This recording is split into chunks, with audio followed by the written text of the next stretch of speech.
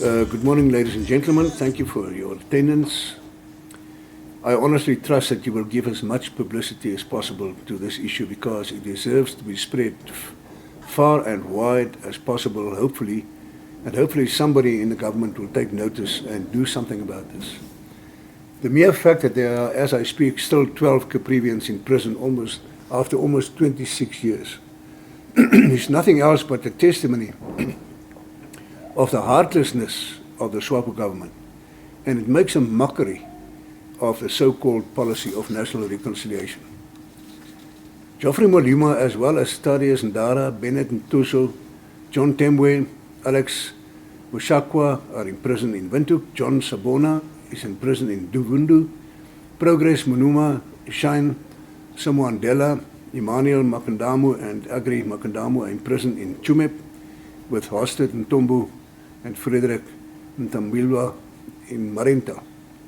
Some of them were imprisoned in Botswana since 2000 and later extradited to Namibia 2 years ago, where they were sentenced to between 5 and 16 years in prison. Now we must remember that they were in prison already since 2000 in Botswana. The scary part is that this attitude is not something new, and I'm talking about the attitude of the SWAPO government. Because we all know what happened with the Lubango dungeons and the manner in which loyal SWAPO combatants were summarily incarcerated, tortured, and some even killed, just because of their suspicion that they were spying for the enemy.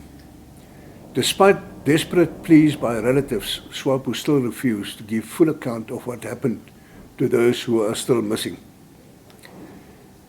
Now, coming back to the Caprivians, more than 100 Caprivians who have been incarcerated in 1999 were found not guilty after having spent almost 16 years in jail, during which time a number of them died. 30 Caprivians were convicted, some of them found guilty only by association, of which Mr. Geoffrey Molima is one. Shocking was the manner in which Mr. Molima was tortured beyond recognition, and I saw those photos, and almost killed when he was taken into custody in 1999, which obviously completely against the Constitution. Article 8, which deal with the respect and human dignity of in our Constitution under paragraph B, says clearly, no person shall be subject to torture or cruel, inhuman or degrading treatment or punishment. Beside that, unquote, beside that, if the fact that it took 16 years to conclude the court case against these men is a clear testimony of the incompetence and maybe even deliberate action by the Namibian police to do their investigations timeously in respect of the human dignity of those accused of offences. In Mr. Molima's case, he appealed many times to be released based on his medical condition, because he suffers from kidney failure for which he is currently still receiving dialysis 3 times a week. And he also has diabetes, which affects his eyesight.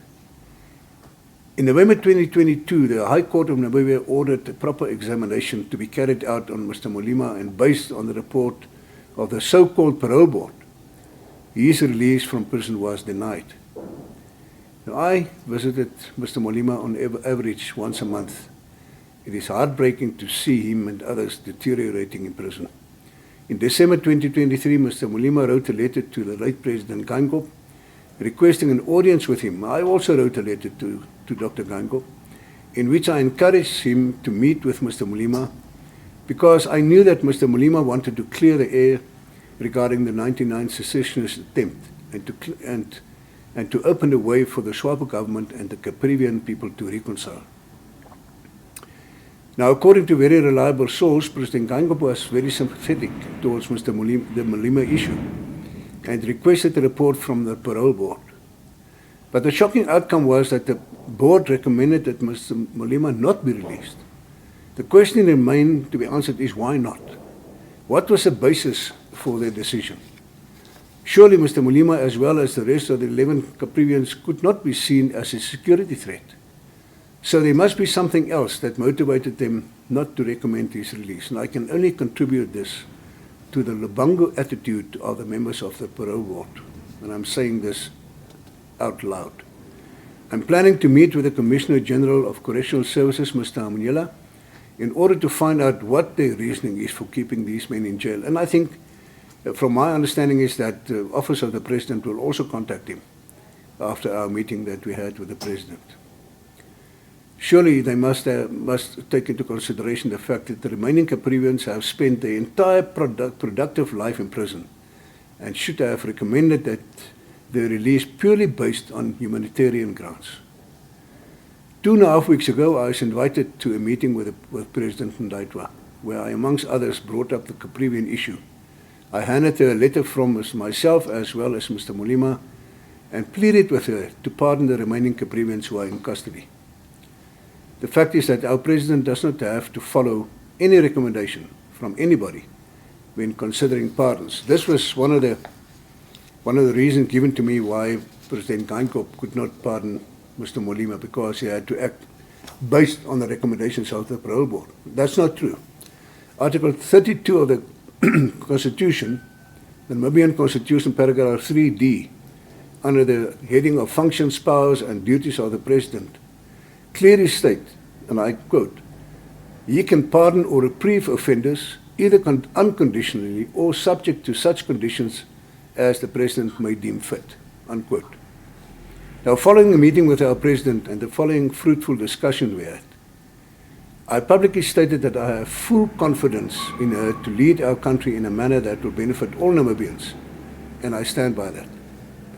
I therefore want to request her to act in accordance with the above-mentioned Article 32, paragraph 3D, and pardon the remaining Caprivians, let them go home and reconcile with their families. I want to conclude by saying that the manner in which the previous Swapo governments completely failed to deal with the Caprivi issue is shocking.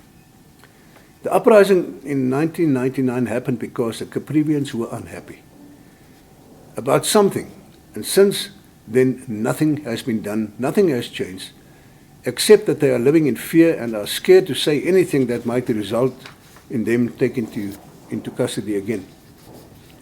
Unforgivable is the fact that not once did the previous Swapo governments, and I'm talking about former presidents and their senior ministers, ever visited the Caprivian region and enter into a dialogue with all the leaders and chiefs in that region in order to find out why they are unhappy and what need to be done to resolve those issues. In conclusion, I would like our current president to do just that, to reconcile and to demonstrate to the country what national reconciliation really means, and to release and pardon these Caprivian prisoners. I thank you.